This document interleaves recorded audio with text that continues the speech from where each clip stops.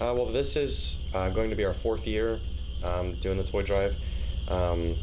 We started with just the tattoo shop, and it's expanded over the last couple of years. We have over 16 businesses downtown that are donation stations for our toy drive for abuse alternatives. That's It's absolutely amazing because not only are we not helping kids that are in shelter that probably would not have a Christmas, but many of our clients, over 80% of our clients, don't even come into shelter. They're able to go somewhere else safe, but again, they still don't have those resources. Those parents or grandparents don't have the resources to give a kid a Christmas.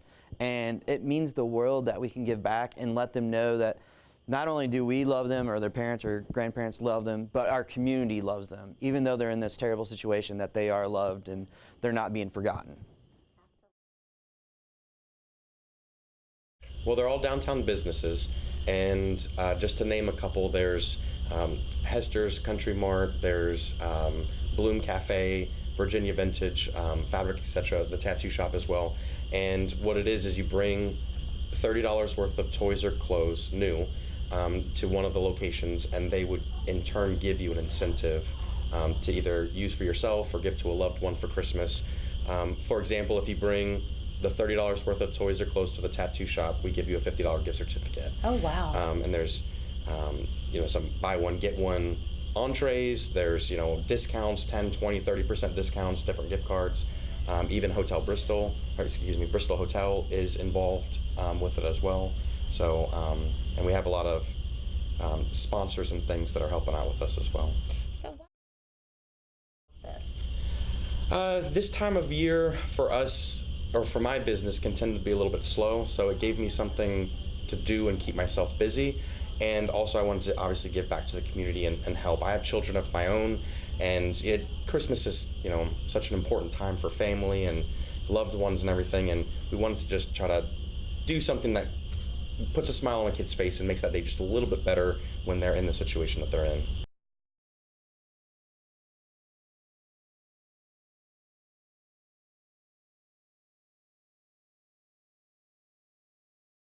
Honestly, like in some regards, books, educational stuff, we did have a child who received art supplies last year, and middle school's child, and they're not artist grade, but they were something to start with, and that child found out they're extremely gifted in art, already receiving scholarships, so things like that.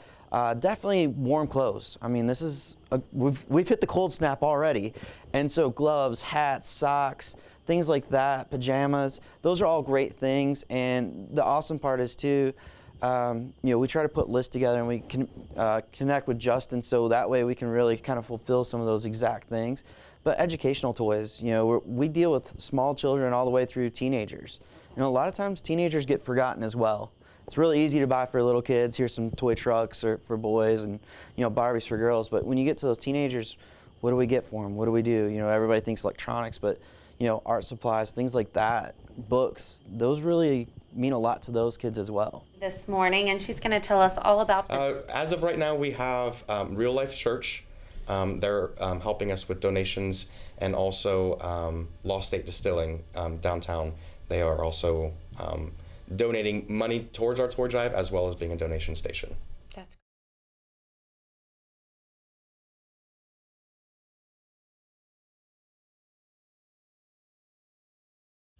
It started on November 5th, and it'll run until the 16th of December. Okay, great. And that's when we get all of our donations together. We pass them over to Abuse Alternatives, and they start sorting and wrapping and distributing everything. That's great.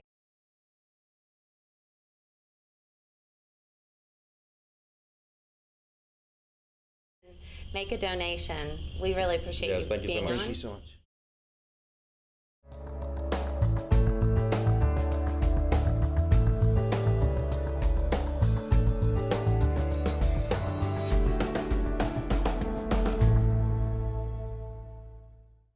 Welcome back to the show. I'm your host, Sheridan Nichols, and I've got Rhonda Chafin with me today from Second Harvest Food Bank. Thank you so much for joining us. And I know this is a really important time of year. We've got the holidays around the corner with Thanksgiving and Christmas and New Year's. And of course, we want to make sure that everyone's able to have a wonderful meal. And with just a little tiny donation, you could definitely make a difference for lots of families. Absolutely. So tell us what you're doing for these upcoming holidays. Within the next few days, prior to Thanksgiving, we're working with some of our partners in the community like WCQR for Project Thanksgiving, and we actually have a goal to provide a traditional Thanksgiving meal to families that wouldn't otherwise have that traditional meal. And our goal is 5,500 families. We obviously have more families than that request food boxes, but we have this goal this year, and we'll still provide other food boxes for families after we have distributed all of those.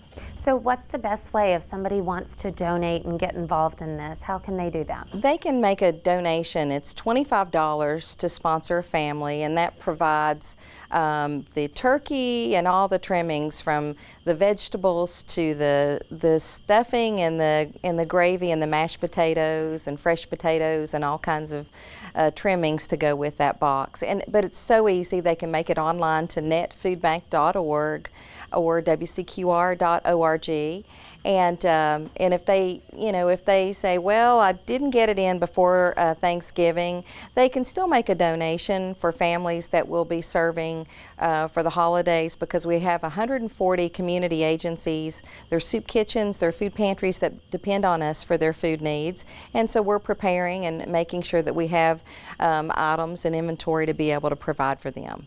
And I know you've been the executive director for a long time, so I'm sure you've seen lots of changes. Where are we now when it comes to helping other families and feeding people? In our region, 68,000 individuals are food insecure. They've reported that they don't have enough for them or their family to live a healthy lifestyle. That means that they don't have adequate food to eat on a daily basis. So we know that we need to make sure that our nonprofit organization, which is the only food bank in the region, has enough food to provide for these community agencies. And so we need to close that gap on hunger. Even though we're serving 40,000 people on the average every month, we know that gap is one that needs to be closed, and that there's individuals that need food assistance, and we're doing that through our mobile food pantries, through our backpack program, through the school system, and then again our agency partners. So we are definitely open for individuals to get involved if they want to volunteer their time, make a monetary donation, or make a food donation, or host a food drive. Fantastic. Rhonda, thank you so much for being on today and sharing all this. And definitely get online and make a donation. What a great cause. Stay with us. We'll be right back.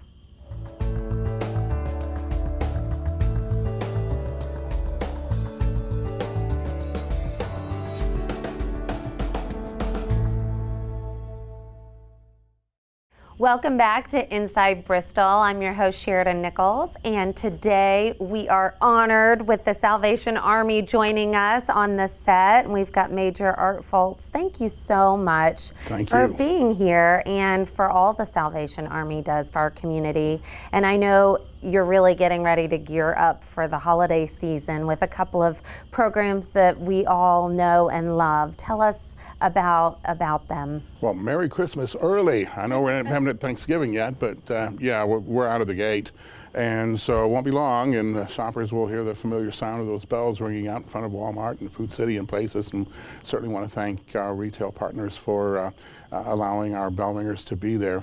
But our biggest fundraising push of the year, and this enables us to assist families not only at Christmas but throughout the year. So very important that we do the very best we can. So we've signed up our bell ringing crew. I want to invite Sunday school classes, office parties, families, if they are looking for a fun activity for a few hours through the holidays to volunteer and ring the bells. That really help us keep the kettles staffed at times when we may not have bell ringers, so it's very important. We do hire a number of bell ringers, but that crew is rounded out with, ideally with a lot of volunteers, and so we're really wanting to build that crew this year. So we need your help. Yeah, and you can contact our office over on Martin Luther King. Of course, the phone number is in the book, and it doesn't take long to Google a contact for us. But so in addition to the bell ringing, of course, there's the angel tree, and folks can go to Walmart and some other area retailers, pick a tag off the tree, shop for that child, and then we'll have a distribution day when they'll receive them before Christmas. So my big message today is that I thank the citizens of Bristol for their helping hand in the holidays, but it really goes a long way to make sure that we can do what we do throughout the rest of the year as well. Absolutely. These two programs, how long have they been around? Oh gosh, generations, I mean literally, yeah. And the Salvation Army in Bristol has a 100-year plus history here, so we've been around a while, and people will know, of course, about the shelter and the soup kitchen and our help with rent and utilities for families who need that, and kind of a one-stop shop for folks with just a variety of services. And of course, we can do none of that without the help of this very giving community here in Bristol, and want to thank them for that. And typically with the bell ringing program, you know, you're just kind of throwing in a little bit of change, but it adds up. Oh, it sure does. And, you know, shoppers are a lot like me now. We are carrying less cash, and so something brand new that we're going to see at the kettle this year are the Google and Apple Pay logos on the kettle placards. So if you come by there and you reach into the pocket and the change just is not there, pop that cell phone up there, it triggers the app, and it's all pretty high tech. The bell ringing has gone I don't even techie. understand how it works, but the people great. who recognize those and use that, they're savvy with it. Well, we really appreciate everything you do, and we're so glad that you were on today to share those programs. So if you're interested, definitely get in touch, because they need some volunteers. Yeah, thank you very much. My pleasure to be here today. We'll be right back.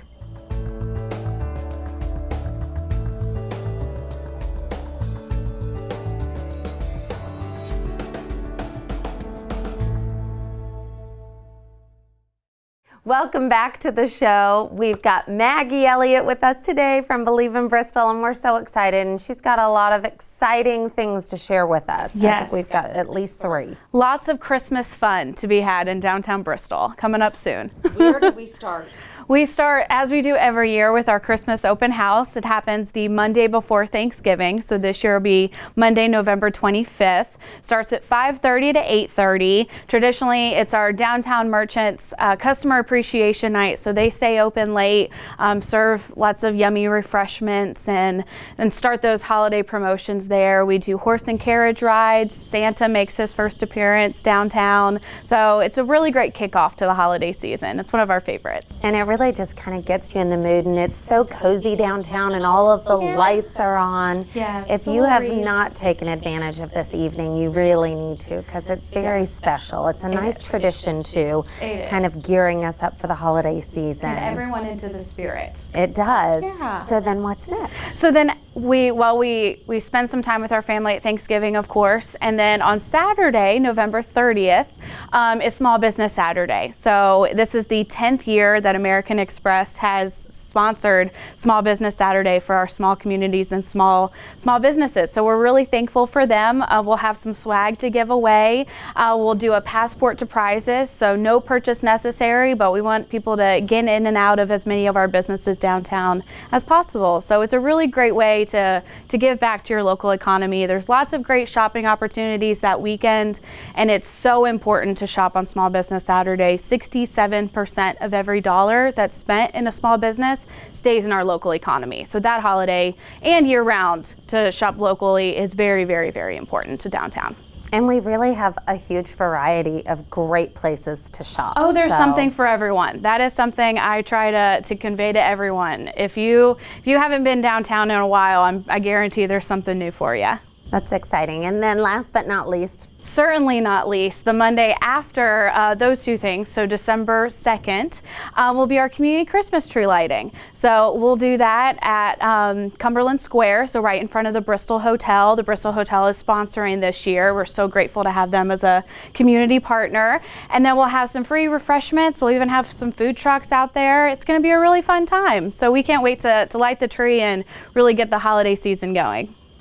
well, we just appreciate everything you do. It's very exciting. And of course, these are some great things to add to the calendar and just really bring downtown Bristol to life. And it looks great over the holidays. So those are some great events that we can all add to the calendar. There's nothing better than Christmas in downtown Bristol, in my opinion. Me too. Maggie, thank you so much for being on the show today.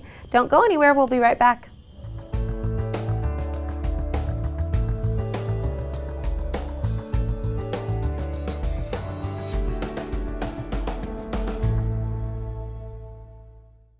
Welcome back to Inside Bristol. I'm your host, Sheridan Nichols, and I've got Penny Gray with me today from the city talking about our beloved property taxes. Oh, yes.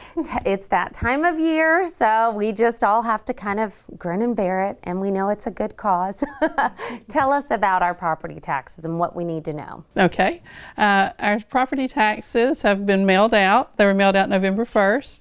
They are due January the 6th of 2020. They are payable multiple ways. We have several payment options available now, which is very convenient for our citizens. You can pay in person at the courthouse. We're located at 801 Anderson Street, room 203. We take cash, checks, and money orders in the office. The credit cards are not available in the office. You can pay via our drop box on the 8th Street side of the building. We take cash, no cash there, checks and money order only. And then there's the good old trusty U.S. mail. You can mail those to P.O. Box 1348, and that's Bristol, Tennessee 37621. And you can also pay online now, and that is available at bristoltn.org/paynow. And there's also a pay over the phone option. And if you go to our website and click on Pay Now, there's a list of our payment options, and it gives that telephone number and that information on there. Also on the back of your property tax notice, it's printed on there, the information to pay online and pay over the phone. What would you say is the most common way that people pay? We actually have a lot of walk-ins and mail. Mail's been really heavy right now. When they first go out, mail's really heavy, but we do have a lot of people that walk in and pay their property taxes. And if anybody has any issues with that, do they come into the office and talk to you about it? Sure, or there's a phone number on the back of the property tax notice. They can call 989-5500. My extension is 2033, and we can help you with those questions. That's great. Is there anything else you'd like to add about property taxes? We know they're due. It's nice that there's a big window. Yes. Kind of lets people plan and get ready for it. Well, there actually is. I wanted to make the citizens aware there is property tax relief available with your property taxes. There's 4 categories you can apply. The classification number 1 is elderly, if you're 65 or older. And then there's the disabled homeowner. If you're a 100% disabled homeowner through Social Security, you're eligible. On those 2, your income maximum for the household for the year is $29,860. You can also apply as a disabled veteran and the widow of a disabled veteran. And there's no income maximum for those people. And you can come to our office and we will help you fill out the application process. And again, you have till your due date. Penalty and interest will accrue starting on the 7th of January, but you still have till February the 11th to apply for the tax relief program. Oh, that's great. Mm-hmm. Well, thank you so much Well, for you're all welcome. of this important information. We really appreciate it. Well, thank you. And that's it for our show. All right. We will see you next time.